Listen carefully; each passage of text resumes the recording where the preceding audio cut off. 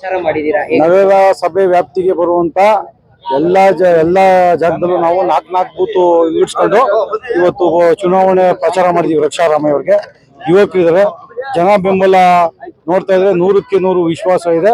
50,000 lead ತಗೊಂತಾರೆ ಧರ್ಮಂಗದಲ್ಲಿ ಅಂತ ವಿಶ್ವಾಸ ಇದೆ. ಇವತ್ತು ಅವ್ರ ತಂದೆ ಸೀತಾರಾಮ್ ಸಾಹೇಬರು 15 ವರ್ಷದಿಂದನೇ ಇಲ್ಲಿ ಟಿಕೆಟ್ ಕೇಳಿದ್ರು, ನಾವು ಲೋಕಸಭೆಗೆ ನಿಂತ್ಕೊಂತೀವಿ ಅಂತ. ಅದೇ ಕಾರಣಾಂತರದಿಂದ ಕೊಡೋಕ್ಕಾಗಿಲ್ಲ. ವೀರಪ್ಪ ಇಲ್ಲಿ ಬಂದರು, ಮಾಜಿ ಮುಖ್ಯಮಂತ್ರಿ ಅಂತ ಕೊಟ್ಟರು. ಇವತ್ತು ಅವ್ರ ಮಗ ಇವತ್ತು ಇಲ್ಲಿ ನಾನು ಲೋಕಸಭಾ ಸದಸ್ಯರಾಗಬೇಕು ಅಂತ ಬಂದವರೆ.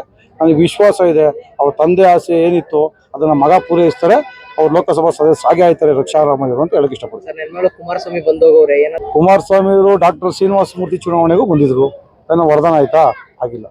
ನೆನಮಂಗಲದಲ್ಲಿ ನಮ್ಮದೇ ಒಂದು ಯಾರು ಅಭಿವೃದ್ಧಿ ಅಂತ ಹೋಗ್ತಾರೆ ಅವ್ರ ಜೊತೆ ಹೋಗ್ತಾರೆ, ಅಭಿವೃದ್ಧಿ ಯಾರು ಮಾಡಲ್ಲ ಅವ್ರ ಜೊತೆ ಹೋಗಲ್ಲ ಅಂತ. ನಾನೇನು ತೀರ್ಮಾನ JDS ಅಲ್ಲಿದ್ದೆ, ಡಾಕ್ಟರ್ ಶ್ರೀನಿವಾಸ ಮೂರ್ತಿ ಅವ್ರ ಕೆಲಸ ನೋಡಿದ್ದೀನಿ, ಶ್ರೀನಿವಾಸ್ ಅವ್ರ ಕೆಲಸ ನೋಡಿದ್ದೀನಿ.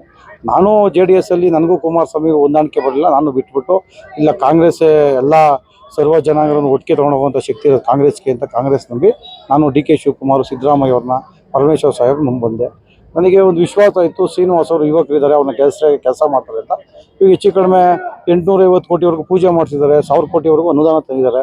ತಂದು ನೆನಮಂಗಲ ತಾಲೂಕನ್ನ ದೊಡ್ಡ ಮಟ್ಟದಲ್ಲಿ ಅಭಿವೃದ್ಧಿ ಮಾಡ್ತಾರೆ. ನಾವು ಅವ್ರ ಬೆಂಬಲವಾಗಿ ನಿಂತಿರ್ತೀವಿ. ಇವತ್ತು ನಿಮ್ಮ ನಾಯಕತ್ವದಲ್ಲಿ ಇವಾಗ JDS ನಾನು ನೋಡಪ್ಪ, ನಾನು ಚುನಾವಣೆಗೆ ಶ್ರೀನಿವಾಸ್ ಅವರ ಚುನಾವಣೆ ಮುಂಚೆನೂ MLA ಚುನಾವಣೆ ಸಂದರ್ಭದಲ್ಲಿ ಎಲ್ಲರನ್ನೂ ಕರೆದಿದ್ದೆ, ಬನ್ನಿ ನಮ್ಮ ಪಕ್ಷಕ್ಕೆ ಸೇರ್ಕೊಳ್ಳಿ, ಬರುತ್ತೆ ನಮ್ಮ ಪಕ್ಷ ಅಭಿವೃದ್ಧಿ ಆಗುತ್ತೆ ಅಂತ ಕರೆದಿದ್ದೆ. ಸ್ವಲ್ಪ ಜನ ಬಂದಿದ್ರು, ಸ್ವಲ್ಪ ಜನ ಕಾರಣಾಂತರದಿಂದ ಬರೋಕ್ಕಾಗಿಲ್ಲ. ಚುನಾವಣೆ ಆದಮೇಲೂ ನಾನು ಸೋತ್ರೂ ತಿರ್ಗಾ ಆಮೇಲೆ ಎಲ್ಲರನ್ನೂ ಕರೆದಿದ್ದೀನಿ. ಬೇಡ ಕಣೆಯ, ಅಲ್ಲಿ JDS ಉಳಿಯಲ್ಲ, BJP ನಮ್ಮ ತಾಲೂಕಲ್ಲಿ ಇರಲ್ಲ ಕಣೆಯ, ಬರ್ರಿ ಅಂತ ಕರೆದಿದ್ದೀನಿ. ಅವರು ಆಯ್ತಣ್ಣ ಅಂತ ಹೇಳಿ ಗೌರವ ಕೊಟ್ಟು ಬಂದಿದ್ದಾರೆ. ನಾನು ಪ್ರಾಮಾಣಿಕವಾಗಿ ಗೌರವದಿಂದ ಅವರನ್ನು ನಡೆಸ್ಕೊಳ್ಳೋಂಥ ಕೆಲಸ ಮಾಡ್ತೀನಿ. ನಾನು ಪಕ್ಷಕ್ಕೆ ಬಂದು ಒಂದು ವರ್ಷ ಆಗಿರ್ಬೇಕು. ಪಕ್ಷಕ್ಕೆ ಬಂದು ಪಕ್ಷದಲ್ಲಿ ನನ್ನ ಗೌರವಯುತವಾಗಿ ನೋಡ್ತಾ ಇಲ್ವಾ? ಅದೇ ರೀತಿ ಪಕ್ಷದಲ್ಲಿ ಹೊಸಬರು ಹಳಬರು ಅನ್ನೋದೇನಿಲ್ಲ.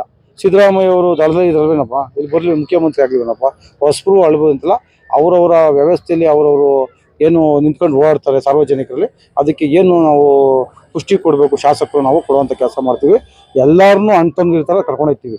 ಒಂದು ತಾಲೂಕು ಅಂದರೆ ಅವರ ಲೋಕಲ್ ರಾಜಕೀಯ ವ್ಯವಸ್ಥೆಯಲ್ಲಿ ವ್ಯತ್ಯಾಸಗಳಿರ್ತವೆ, ಅದನ್ನೆಲ್ಲ ಬಗೆಹರಿಸೋ ಶಕ್ತಿ ಶಾಸಕರು ಶ್ರೀನಿವಾಸ್ ಅವ್ರಿಗೂ ಇದೆ, ನಮಗೂ ಇದೆ. ಬಗೆಹರಿಸಿ ಅದನ್ನು ಮುಂದಕ್ಕೆ ಒಟ್ಟು ತೊಗೊಂಡೋಗೋಂಥ ಕೆಲಸ ಮಾಡ್ತೀವಿ.